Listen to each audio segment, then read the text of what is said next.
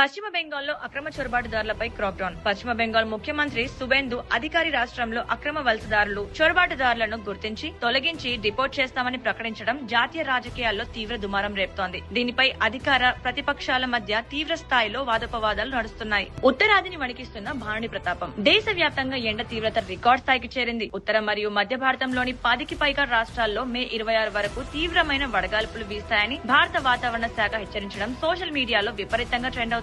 వారణాసి తో పాటు తెలుగు రాష్ట్రాల్లోనూ ఎండలు భగభగలాడుతున్నాయి. కేదార్నాథ్ వద్ద భారీ కొండ చర్యలు, 10,000 మంది యాత్రికుల రక్షణ. ఉత్తరాఖండ్ లోని రుద్రప్రయాగ్ వద్ద భారీగా కొండ చర్యలు విరుగుపడడంతో చార్ధామ్ యాత్రకు తీవ్ర ఆటంకం కలిగింది. సుమారు 10,000 మందికి పైగా కేదార్నాథ్ యాత్రికులను సురక్షిత ప్రాంతాలకు తరలించినట్లు భద్రతా బలగాలు ప్రకటించిన విజువల్స్ నెట్టింట వైరల్ అవుతున్నాయి. సోషల్ మీడియాలో viral topic cockroach Janata party. Twitter, Instagram లో యువత సృష్టించిన cockroach Janata party memes, reels విపరీతంగా ట్రెండ్ అవుతున్నాయి. ఇటీవల దేశ అత్యున్నత న్యాయమూర్తి ఒకరు సోషల్ మీడియా ఇన్ఫ్లుయెన్సర్లను ఉద్దేశించి చేసిన కొన్ని వ్యాఖ్యలకు కౌంటర్ గా నెటిజన్లు పెట్టిన ఈ డిజిటల్ ప్రొటెస్ట్ సటైరికల్ పోస్టులు గత 2 గంటలుగా టాప్ ట్రెండింగ్ లో ఉన్నాయి.